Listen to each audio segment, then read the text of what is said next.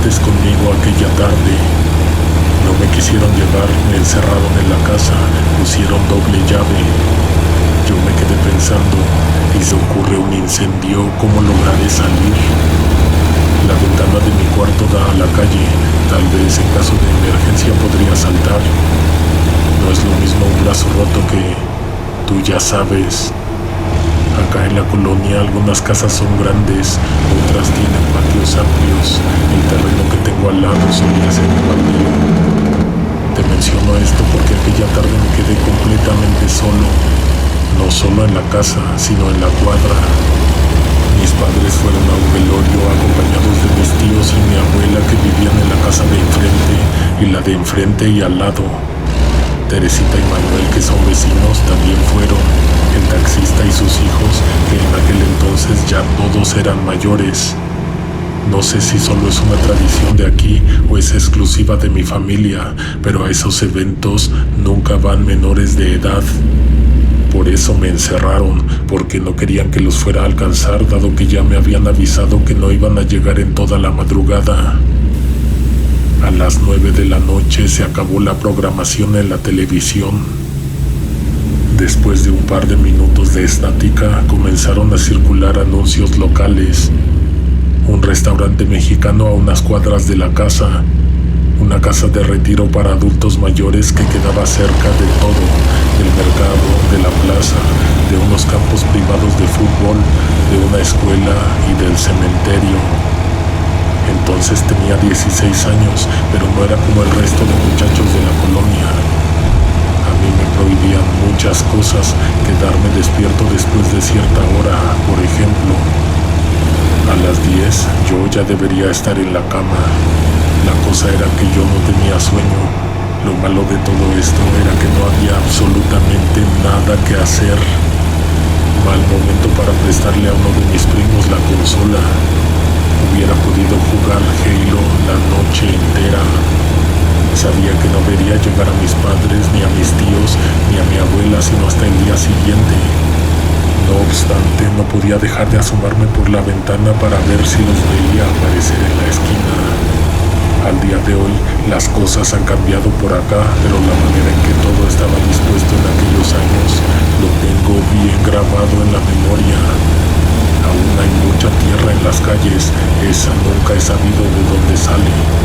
Mi abuela decía que bajaba en las noches de las montañas que rodean el valle. El caso es que cuando alguien pasaba por ahí, en carro, en moto o hasta corriendo, se levantaba una nube de polvo que brillaba terroríficamente con la poca iluminación que había en las calles. A 3 casas sobre la acera de enfrente estaba el altar de un santo. El resto de la calle se encontraba en penumbras, pero como el santo tenía sus veladoras y sus luces, bien iluminaba la banqueta y unos cuantos metros de pavimento a la redonda. Yo estaba sentado en un sillón lleno de ropa sucia en mi recámara cuando de pronto la tranquilidad que ensordecía la cuadra se rompió. Sonó un solo disparo. No hubo silencio porque quedó un eco en el ambiente. Habré contado unos 20 segundos, no más, cuando se escuchó una nueva detonación. La primera se oyó a la distancia, la segunda fue más cerca. Esta venía acompañada del rugido del motor de un coche. Los siguientes disparos aparecieron uno tras de otro, acercándose cada vez más a mi dirección. Me asomé y vi que 2 vehículos venían rápido sobre la calle. No sé muy bien lo que pasó, pero en ese momento di por hecho que se trataba de una persecución. Alcancé a ver en ambos carros hombres sacando medio torso por la ventana, uno disparándole al de atrás y el de atrás disparándole al de adelante. Mi reacción al momento en que se acercaron aún más fue de esconderme. Me daba miedo hacer contacto visual con alguno de ellos, que el chofer diera la orden de que dispararan hacia mi ventana, en donde había un testigo de los hechos. También me daba miedo una bala perdida. Nunca supe cómo sucedió, pues estaba agachado en ese momento. Solo escuché que uno de los coches frenó de golpe e inmediatamente hubo un impacto fuerte. Pensé que se habían estrellado con algún poste o una casa. Sin embargo, tras la rápida colisión, se silenciaron los balazos y el ruido de los carros. Me asomé por la ventana y vi que ambos vehículos desaparecían al doblar la calle. No sé de dónde salió, pero lo único que quedó en la escena fue una rojiza nube de polvo. Cuando ésta se empezó a esparcir con el viento, a mitad de la calle apareció el cuerpo de una persona. Eso fue lo que golpearon, un cuerpo que uno de los dos coches aventó por los aires y dejó tumbado frente al altar del santo. La reacción esperada sería la inmediata aparición de vecinos rodeando el cuerpo, tratando de averiguar de quién se trataba, quién había quedado tirado en medio de un creciente charco de sangre. Como te dije en un principio, la cuadra estaba tan solitaria que nadie más que yo presenció aquel, si se le puede llamar, accidente, horrible accidente. Un escalofrío recorrió mi espina dorsal mientras me tomaba un momento para asimilar lo que acababa de presenciar. Sentí una mezcla de impotencia y tristeza ante la fragilidad de la vida humana y la violencia que había presenciado. El aire disipó completamente el polvo, dejando ante mis ojos una de las escenas más terroríficas que he visto en mi vida. El corazón me latía muy rápido. Fue la primera y hasta el día de hoy la única vez que he visto un accidente mortal, pero también algo extraño, rarísimo, incomprensible, macabro. En el altar ante el que estaba tirada la persona, sucedió algo. Algo se movió. Al principio no supe qué fue.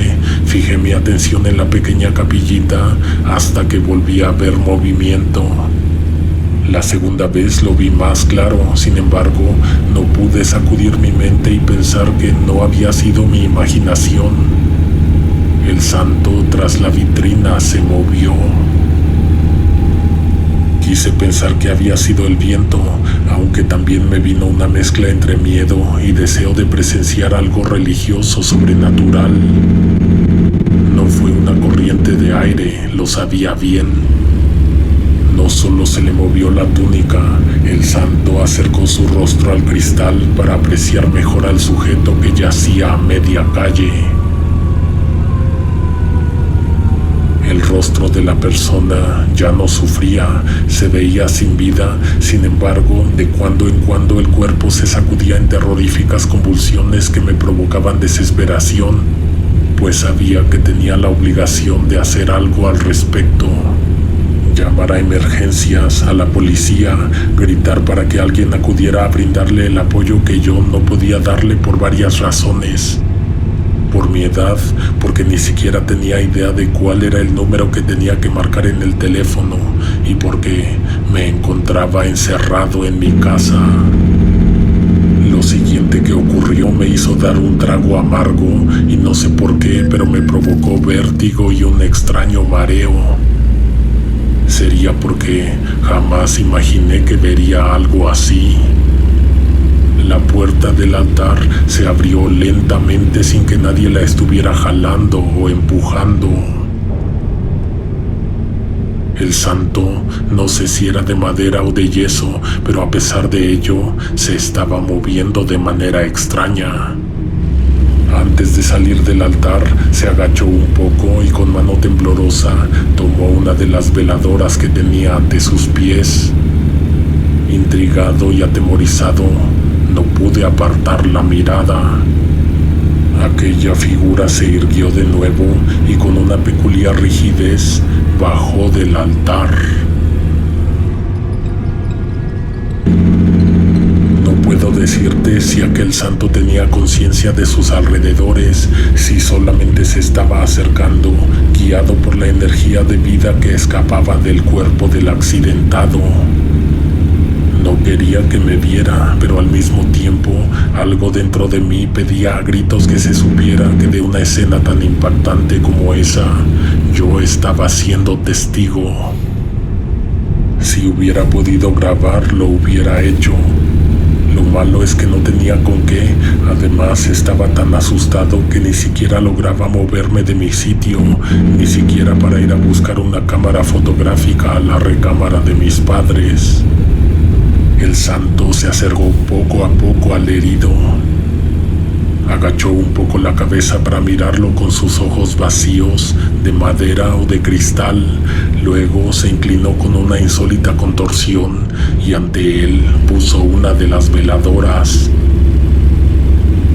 Sé que si esto se lo estuviera contando a mi tía Silvia, que es religiosa, estaría ahogada en llanto, besando la cruz que cuelga de su cuello y agradeciéndole a Dios por el milagro y las bendiciones. La cosa era que no se trataba de un santo de la iglesia. En todos lados, sobre todo en lugares apartados, la gente tiene a sus propios santos. No diré su nombre porque le tengo algo que siempre he dicho que es respeto, pero en realidad es miedo, mucho miedo, sobre todo después de aquella ocasión. Cuando vi bien, me di cuenta de que no le estaba acomodando la veladora a los pies, como se hace en los velorios. Estaba dejando gotear la cera caliente sobre una de sus extremidades rotas. ¿Con qué motivo? No lo sé. El caso es que de repente el santo levantó la cabeza y miró directamente hacia mi ventana. Sus ojos profundos y penetrantes parecían traspasar mi alma.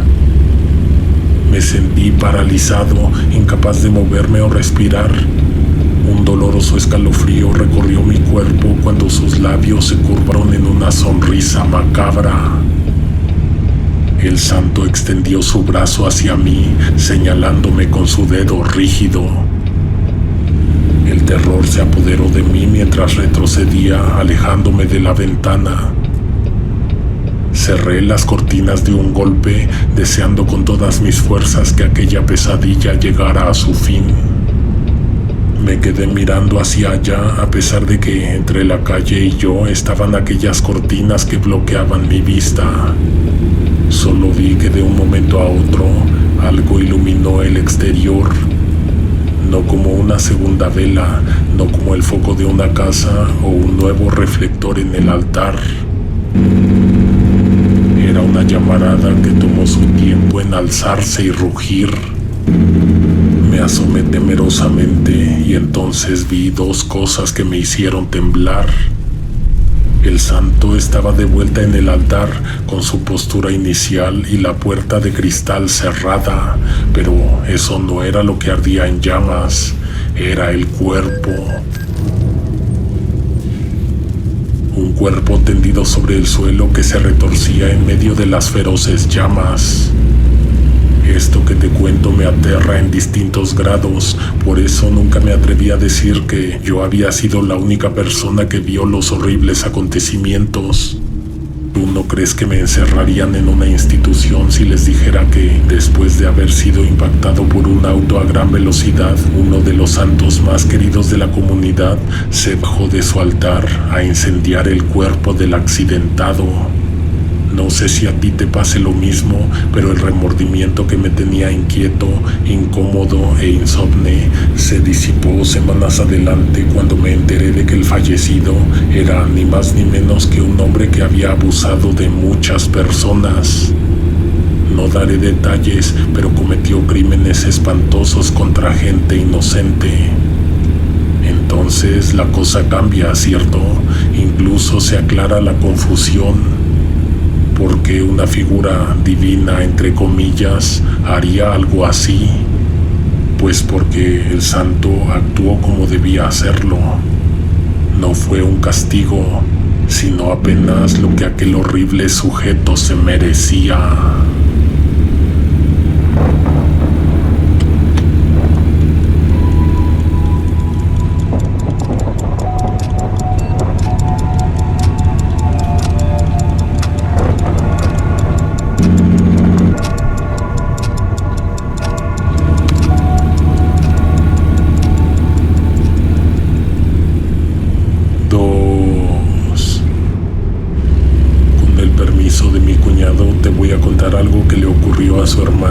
hace 12 años. Armando, como se me ocurrió llamarle para respetar su privacidad, vivía en California, en Estados Unidos. Creció allá, pero nació en México. Su situación estaba regularizada. Podría decirse que tenía todo y vivía bien. Sin embargo, un día le ocurrió algo que cambió su vida. Era un día normal, según contó Armando. Él venía caminando a un lado de una bulliciosa y soleada avenida, atiborrada de vehículos pero desprovista de peatones, cuando presenció un espantoso accidente de tránsito. El estruendo ensordecedor y el crujido del metal retumbaron en sus oídos mientras observaba horrorizado cómo dos automóviles chocaban violentamente. Aunque su corazón estaba lleno de empatía y deseaba ayudar, se quedó petrificado, incapaz de actuar. Aquí permíteme hacer una observación. No es que hubiera podido hacer demasiado. La única ayuda consistía en llamar al 911 y esperar a que se presentaran los servicios de emergencia. No obstante, a partir de ese día, Armando no dejó de culparse. Tal experiencia dejó una huella profunda en su mente y su corazón, generando un trauma que lo atormentaría en los días venideros. El hermano de mi cuñado, sintiéndose abrumado por el cargo de conciencia y la impotencia, empezó a sufrir ataques de ansiedad y de nervios. Las horrendas imágenes, los cuerpos torcidos, las manchas y los charcos rojizos, las expresiones de dolor, las miradas que palidecieron ante sus propios ojos, lo volvieron temeroso de los coches, de las vías rápidas. El sonido de llantas derrapándose o el claxon lo sobresaltaban, lo ponían a temblar o de malas. Después de mucho tiempo de estar evadiendo terapia o aunque sea platicarlo con alguien más, tomó la difícil decisión de reubicarse en México, su país natal. Buscaba una oportunidad para sanar y encontrar un nuevo comienzo en un lugar que no le resultaría familiar, donde no conocía a nadie. Lleno de congoja, emprendió el viaje de regreso a un lugar que por ningún motivo parecía su casa, pero iba con la esperanza de no volver a ver nada que le recordara las grandes calles y avenidas de California. A bordo del avión, la ansiedad se apoderó de Armando mientras sobrevolaba los vastos paisajes y ciudades desconocidas. Cada minuto que pasaba se sentía interminable y su deseo de llegar a México se intensificaba a cada momento. Quería dejar atrás el tormento que lo acechaba y encontrar la rendición en su tierra natal. Finalmente el avión aterrizó y Armando pisó suelo mexicano una vez más. Sin embargo, el trayecto no había terminado. Aún debía recorrer una larga carretera para llegar a su destino final. Subió a un camión que lo llevó junto con un puñado de pasajeros por una solitaria autopista. Mientras transitaba por la oscura vía, su mente se llenaba de pensamientos inquietantes. Recordaba vívidamente el accidente que había presenciado en Estados Unidos y el sentimiento de impotencia que lo había invadido. De repente, en medio de sus pensamientos tumultuosos, otro accidente ocurrió justo a un lado de él. ¿Cuál era la probabilidad de que esto ocurriera? El corazón de Armando se aceleró y una mezcla de temor y determinación se apoderó de él. Esta vez se negó a quedarse inmóvil. A pesar de sus heridas emocionales pasadas, sabía que tenía la capacidad de marcar la diferencia en ese momento crítico. El autobús se detuvo. Aquel tramo verdaderamente parecía estar situado en medio de la nada. La situación era muy distinta a la anterior. En ese lugar completamente desolado no había opción, no había señal de celular ni alguna estación de servicio a la vista donde se pudiera hacer una llamada a los servicios de emergencia. El camión lo que tenía que hacer era retomar su camino, si acaso subir la velocidad para llegar cuanto antes a solicitar ayuda. Sin dudarlo, Armando se levantó de su asiento y caminó alarmado hacia el frente. Estaba nervioso, le sudaba la frente y la espalda, además de que le temblaban las piernas. Su peor temor se había manifestado nuevamente. Sin embargo, algo en alguna parte recóndita de su ser le decía que ahora sí tenía que hacer algo. Bajó del autobús y corrió hacia la escena del accidente. No contaba con que sería el único en ofrecerse. Tampoco pensó que el camión haría lo que era necesario y debido: dejarlo ahí e ir a buscar ayuda. Cuando el camión desapareció, solo quedaron las parpadeantes luces del vehículo volcado y el montón de lamentos que salían de entre los fierros retorcidos. Lo demás era oscuridad de noche. Antes de pasar a lo siguiente, debo decirte algo. Si te encuentras en una situación parecida, no hagas nada que pueda poner en riesgo la integridad de los involucrados. A veces, esperar es lo mejor que puedes hacer. Armando vio a personas heridas y asustadas, y su desesperación por no dejar que sucediera lo de la última vez se apoderó de él. Utilizó su conocimiento de primeros auxilios para proporcionar ayuda y consuelo a los afectados. Su experiencia previa le había enseñado una lección extraña. El miedo y la duda no tenían cabida cuando se trataba de ayudar a los demás. No sé si hizo uso de fuerza sobrehumana o si en realidad le fue muy fácil desatorar las piezas que estaban dobladas sobre otras. Espero la curiosidad no te haya llevado tan lejos como para ver operaciones de rescate de ese tipo de siniestros. De lo contrario, déjame decirte que se usan grúas para levantar las pesadas carrocerías o poderosas sierras para cortar los metales que aprisionan a los heridos. Era una camioneta donde viajaban 4 hombres y una mujer. El conductor tenía lesiones graves y, al igual que los demás, estaba atrapado en el interior. Armando dijo que sus alrededores olían a balatas y a plástico quemado, a combustible derramado, pero también a sangre y a muerte. Sin importarle su propia seguridad, luchó contra el tiempo y logró liberarlo del automóvil. No había testigos de lo que estaba ocurriendo más que los involucrados en el accidente, pero ellos estaban en shock y no sabían qué hacer o qué decir. La primera persona liberada cobró un poco de conciencia cuando lo desatoraron del diminuto espacio entre el volante y el asiento. Caminando, apoyándose del hombro del hermano de mi cuñado, llegó a la orilla del camino y se sentó. En más de una ocasión desgarró la ropa de los desafortunados para improvisar vendajes y torniquetes.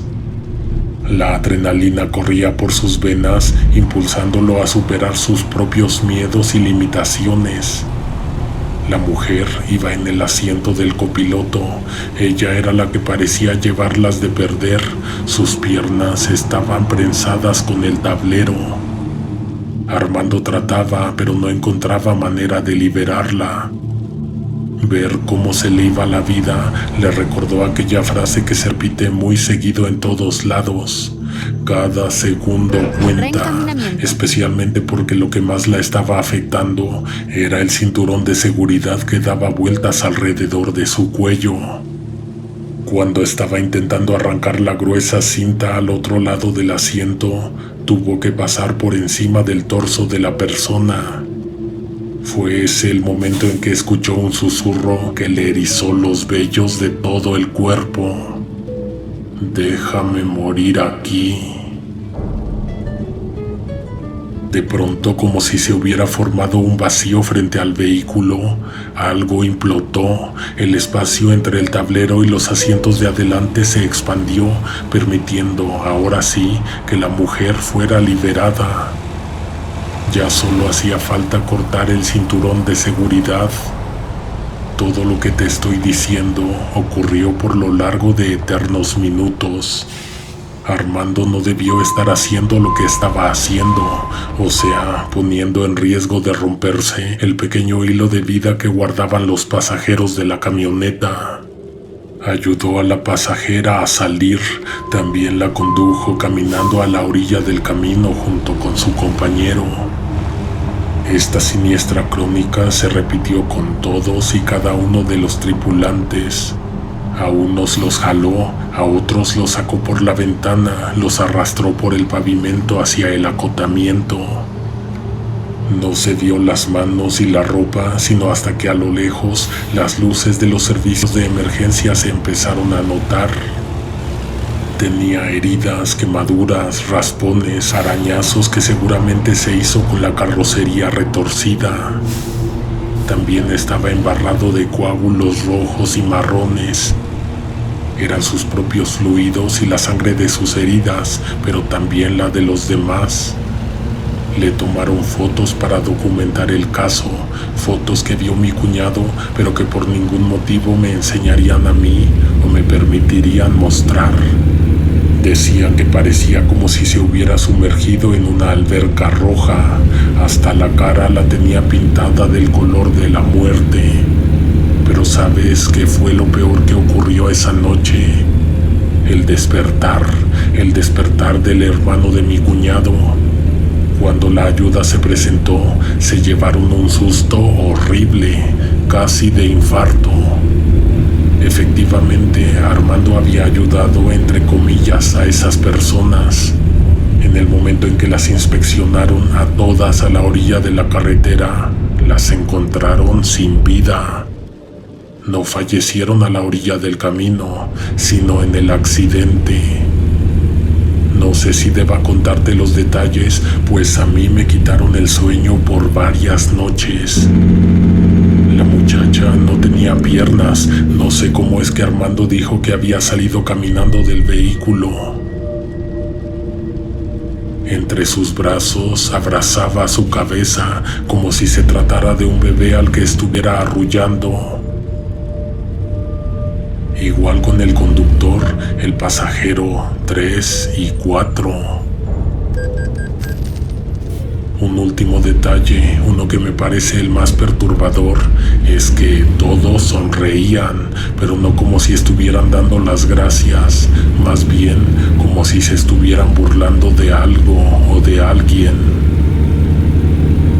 Los rescatistas revisaron el vehículo en búsqueda de algún último tripulante. Estuvieron a punto de darse por vencidos cuando escucharon unos gemidos provenientes de la cajuela. Ahí había alguien, sorprendentemente se encontraba vivo y a salvo.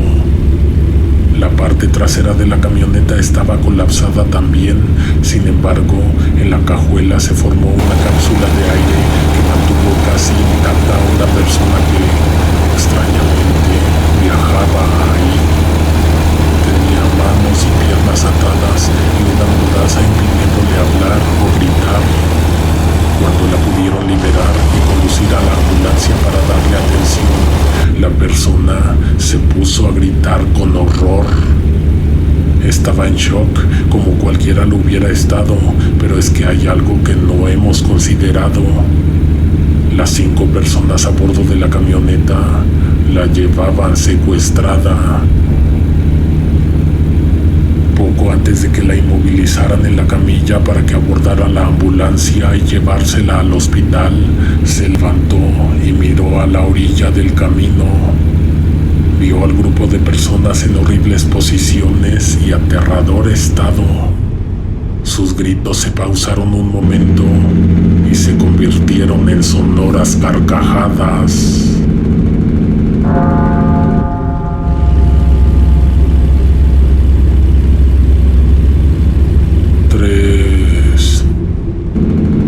Sinceramente, nunca me había interesado el tema paranormal, pero hace unos meses mi novia me presentó tu canal. Aún no he podido escuchar todos tus relatos, pero debes saber que voy casi al 80%. Dicho esto, quiero confesar que últimamente estuve pensando de dónde podría sacar una buena historia para contarte. Ni a mí ni a Karen nos ha pasado nunca nada como lo que escucho en tu canal. De alguna manera me siento agradecido, pero con toda honestidad te digo que a veces envidio las experiencias de las personas que se han puesto en contacto contigo. Estuve piense y piense hasta que se me vino una idea a la mente. Mis dos hermanos son ingenieros. Uno de ellos al momento se encuentra trabajando en una obra en Guadalajara, mientras que el otro acaba de regresar de Los Cabos. En las construcciones pasan cosas horribles. Lo sé bien, lo sabes tú, lo saben todos. Tenía un poco de nervios porque no sabía cómo preguntarles del tema. Tampoco sabía quién de los dos me iba a tener suficiente paciencia para hablar al respecto. La noche en que volvió Carlos de Baja California, me pidió que fuera a recogerlo al aeropuerto, así que en el camino de vuelta aproveché. Resulta que lo más extraño que le ha pasado a él le ocurrió en 2018 en Monterrey. En ese entonces, el despacho lo mandó a una construcción abandonada. Estaría un par de semanas supervisando la demolición de un edificio en ruinas. Dice él que desde el momento en que puso un pie dentro de ese lugar oscuro y lúgubre, supo que algo no estaba bien. La verdad es que no atribuyó a alguna fuga de gas o a la presencia de materia en descomposición, así que no le hizo mucho caso a su instinto y dio la orden de ingresar la maquinaria. Aún así se supone que no fue el único que notó que el ambiente estaba cargado de una energía densa y opresiva, como si el aire mismo estuviera impregnado de una advertencia. A medida que recorría los pasillos polvorientos, Carlos recuerda que los escalofríos le venían repentinamente en todas partes del cuerpo. Una vez más, sin dejarse llevar por supersticiones o miedos infundados, atribuyó aquel hecho a los efectos del abandono y el deterioro del edificio. Ese día solo ingresaron a hacer revisiones, a tomar fotos y a recibir la maquinaria, misma que estuvo llegando en partes hasta la medianoche. Por la madrugada, mi hermano subió al segundo piso, donde los trabajadores le dijeron que había baños que todavía servían. El ambiente a esas horas era todavía más pesado. Nuevamente, la culpa seguramente la tenían los espacios privados del rumor de la vida humana. Por primera vez desde que llegó, Carlos vio algo que lo hizo temblar. Justo estaba ingresando a los baños cuando le pareció ver que una de las puertas de los módulos se abrió y se asomó una persona. Mi hermano dice que en las obras laboran muchas mujeres, sin embargo, al momento no había ninguna. De hecho, eran contados los trabajadores que ya estaban en sitio, pues se supone que la maniobra empezaría al día siguiente. Era una mujer la que se asomaba del último cubículo. Recomputando. Al no ser una trabajadora, Carlos inmediatamente dio por hecho que se trataba de una persona sin hogar que se resguardaba en la obra. Podría haber sido, sin embargo, por la tarde cuando llegaron al edificio, se dieron a la tarea de buscar personas o animales refugiados en la construcción a demoler. El protocolo indicaba que después de una exhaustiva búsqueda se bloquearían los accesos para evitar fatalidades al momento de la demolición. Mi hermano caminó hasta el último módulo, pero casi cuando iba a la mitad, la persona se escondió y azotó la puerta. Carlos se acercó aún más. Sentía que tenía que hacer algo al respecto, pues si había alguien escondido en el edificio, podría morir al momento de las explosiones o los golpes con la bola de demolición. Tocó la puerta, pero nadie respondió. Avisó que se iba a comenzar con el derribo de la construcción a primera hora de la mañana, pero nadie contestó. Se agachó para constatar que había alguien ahí, pero no encontró nada. Probablemente se estaban escondiendo de él, subiendo los pies al inodoro y guardando silencio. Eso pensó, pero la puerta no estaba bien cerrada, así que con cuidado y anunciando que se iba a asomar, empujó el panel. Ahí no había nadie. No fue sino hasta ese momento en que sintió que había cambiado cómo se sentía al respecto de su estancia en esa obra en ruinas. Ya no pensaba que fuera coincidencia la sensación de terror e inquietud que crecía mientras más tarde se hacía. Definitivamente había algo extraño en el edificio. Carlos no iba a abandonar corriendo el piso. De hecho, pensó que usaría los migitorios y entonces ya no volvería a subir. Regresó a los lavabos y entonces volvió a escuchar que se abría la puerta. Volteó y vio nuevamente a la persona asomada. Ahora sí quería gritar, ahora sí quería salir corriendo. Viró lentamente la cabeza hacia la salida. Al hacerlo, notó que en el espejo no solo se reflejaba a él.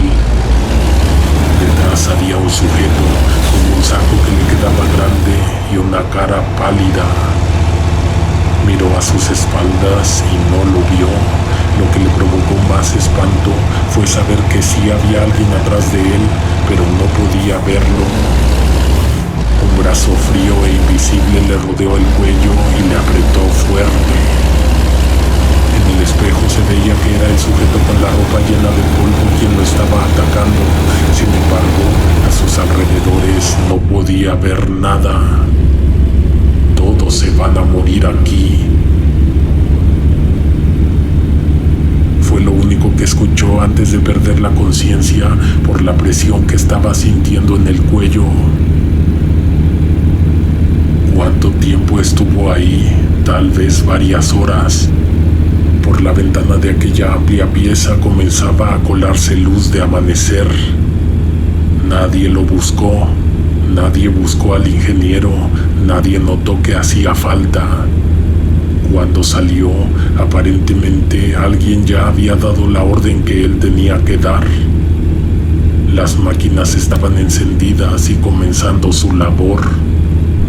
Mientras observaba desde una distancia segura, un escalofrío repentino recorrió su cuerpo.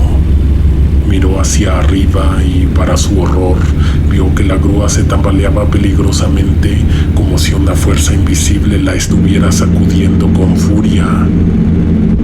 El ruido metálico resonó en sus oídos mientras la grúa se inclinaba más y más. Mi hermano le gritó a los trabajadores para que se alejaran, pero parecían hipnotizados por el espectáculo macabro. Entonces, en un instante terrorífico, la grúa se desplomó con un estruendo ensordecedor, cayendo en un montón de escombros retorcidos. Algunos trabajadores corrieron hacia el lugar del accidente, esperando no encontrar a alguien atrapado bajo los restos. Mi hermano se adentró en el caos, su corazón palpitaba con miedo. Entre el polvo y los escombros, Carlos vislumbró una figura sombría que parecía flotar sobre los restos retorcidos de la grúa.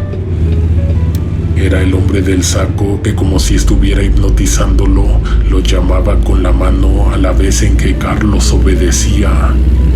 Entre el montón de desperdicios, escombros y trozos de metal, había un espacio vacío. Ahí el sujeto llamó a mi hermano para que se recostara. Sin que éste pusiera objeción, obedeció. De un momento a otro, lo que había parecido una horrible tragedia se convirtió en un sueño desesperante. Carlos sintió las manos frías y pesadas pasándole por la cara hasta que le cerraron los ojos y lo pusieron a dormir. Acto seguido, despertó del horrible sueño, ahogado en su propia saliva, en el baño.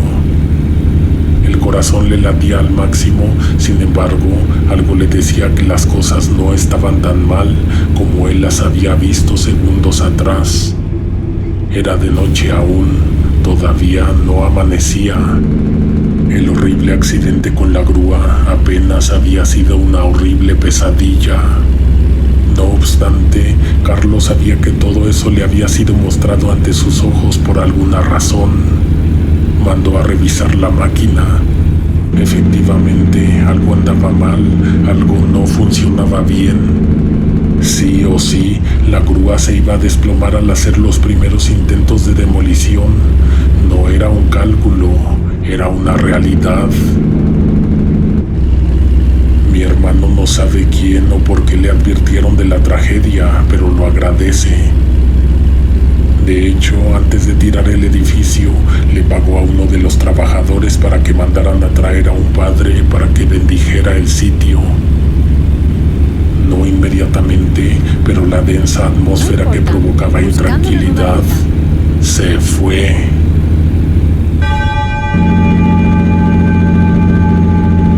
Si estas historias te han gustado, tal vez te gustaría escuchar los otros 2 volúmenes de recopilaciones de relatos que ocurrieron en medio de terroríficos accidentes. Comparte, comenta, deja tu like. Si no te quieres perder las nuevas recopilaciones, suscríbete. Si quieres ser de los primeros en escuchar, activa todas las notificaciones. Hasta la próxima. Alguien te observa en la oscuridad.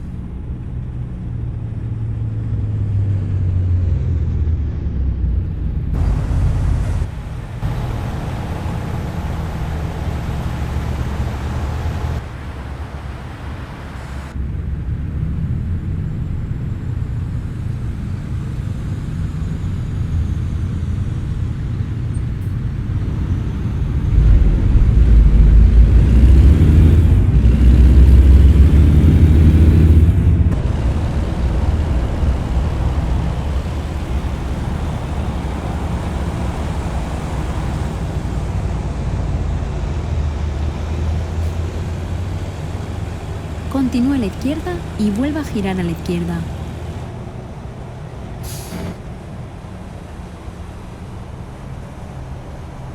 Gira a la izquierda.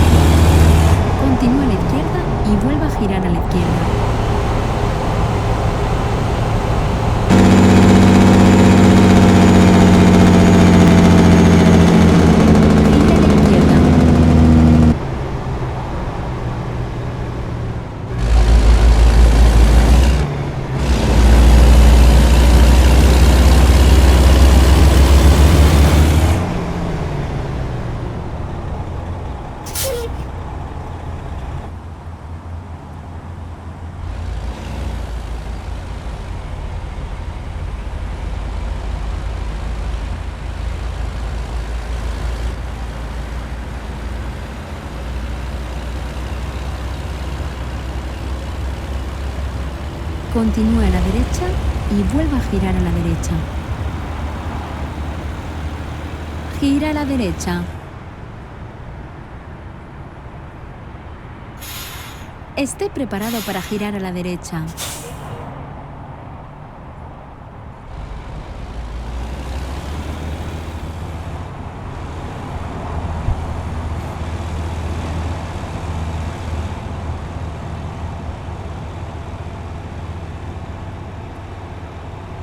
Gira a la derecha.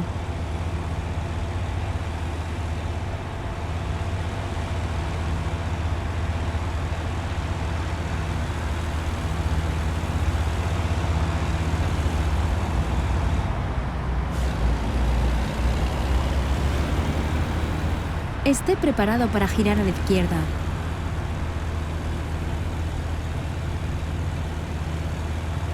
Gira a la izquierda.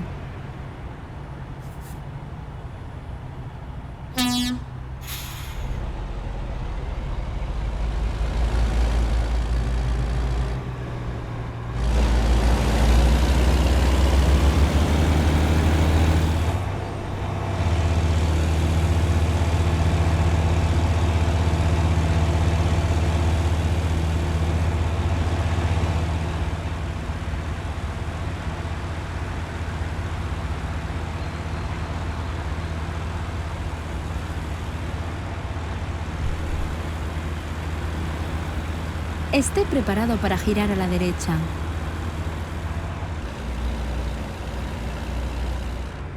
Gira a la derecha.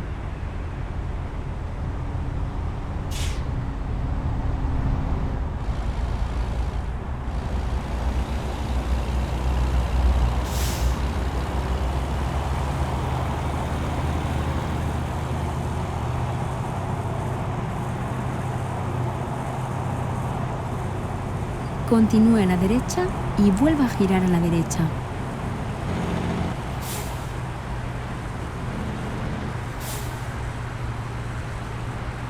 Gira a la derecha.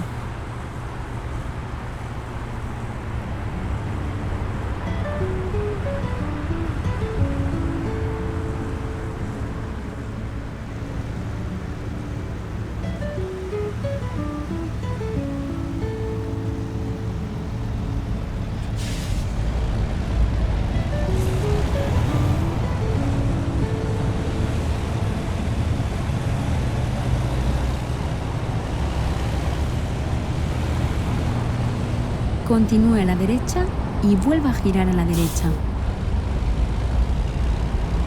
Gira a la derecha. Acabamos.